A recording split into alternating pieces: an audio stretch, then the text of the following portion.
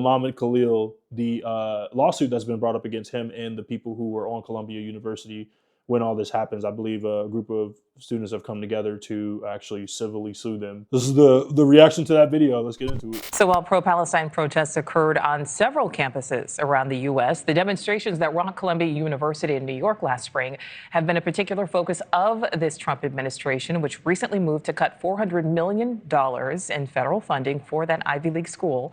Earlier this month, the administration also detained and is now attempting to deport one of the leaders of those Columbia protests, Mahmoud Kahlil, claiming that the green card holder from Algeria is a Hamas sympathizer. So he is, again, possibly facing deportation for leading those protests at Columbia. He's now facing a lawsuit from the hostage families of the October 7th attack. They claim Mahmoud Kahlil aided and abetted Hamas in acts of international terrorism.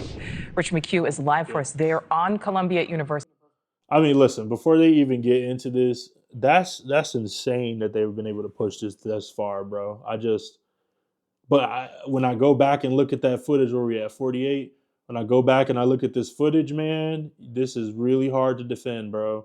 I remember this stuff. They were breaking the glass, but I'm telling you, these are bad actors, man. The problem is the people whose side that they were representing did not come out and say, hey, we denounce these bad actors, just like how they accused the Republicans of not doing the same for the January 6th rioters. And you know what I mean? The people who were rioting need to be denounced. Live for us there on Columbia University's campus. So, Rich, you had a chance to speak to some of those relatives. What else are they saying?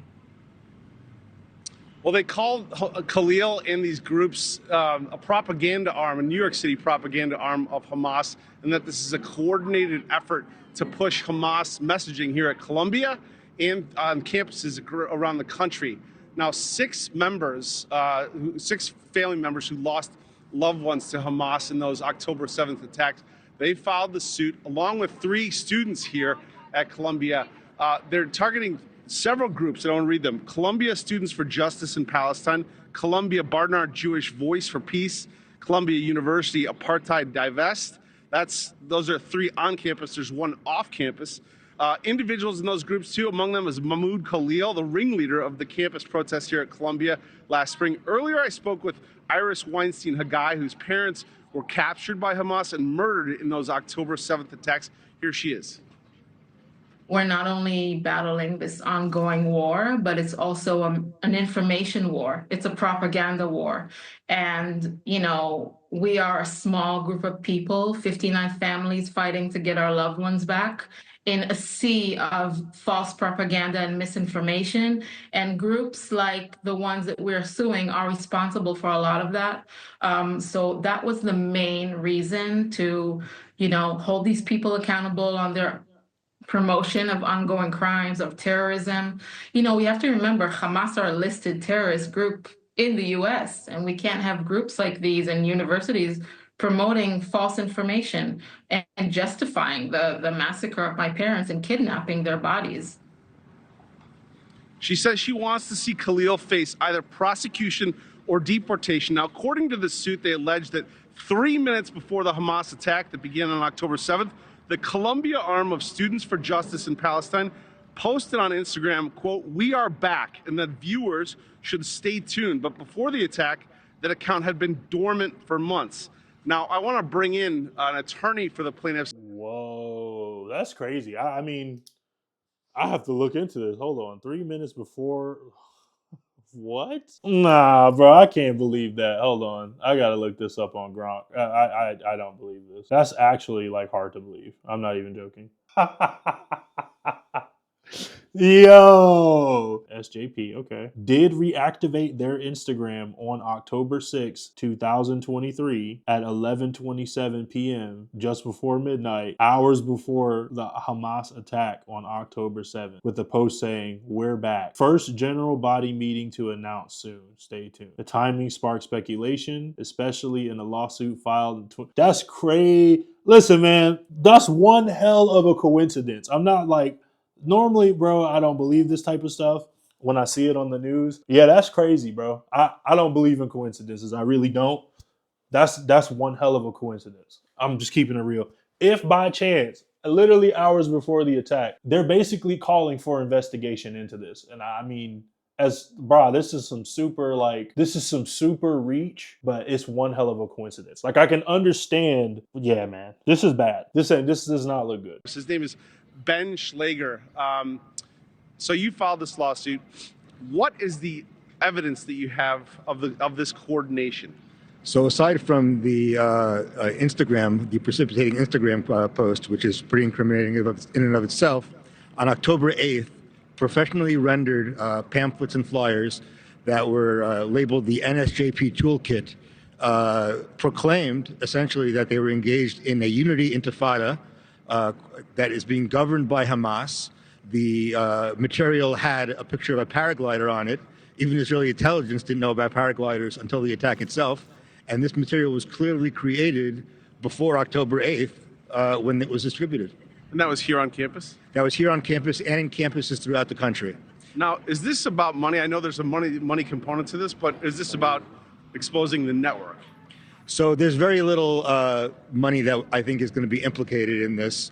There are a lot of diffuse organizations. This is about peeling back the layers of coordination which we know to exist and demonstrating and displaying them to the world in order that people can judge for themselves the extent to which this has permeated American campus and society.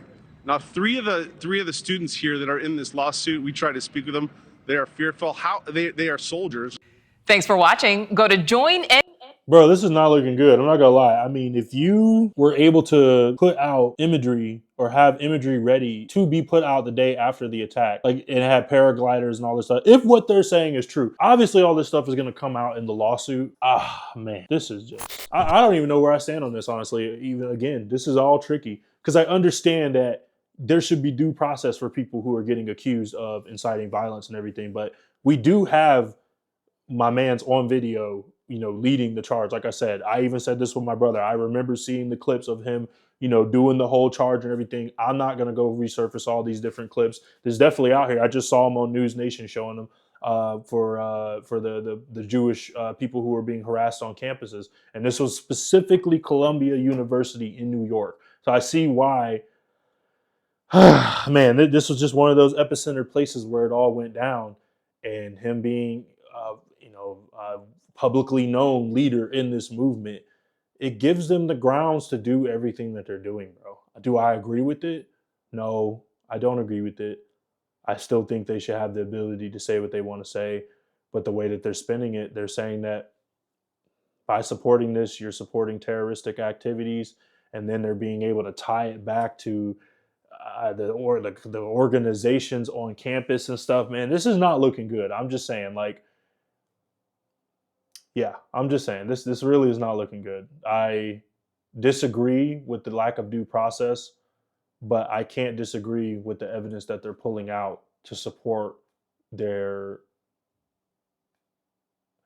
bad decision, if I have to say. This decision that I disagree with is being justified with past actions of the very individual that they're detaining. And that's why we haven't seen a mass detain of all the people who were there. They went after the leader because, well, he was one of the most prominent people involved in this. Now, I'm not going to say you shouldn't go out here and protest and everything, but this man had a baby on the way, and that's all getting messed up now. So, yeah.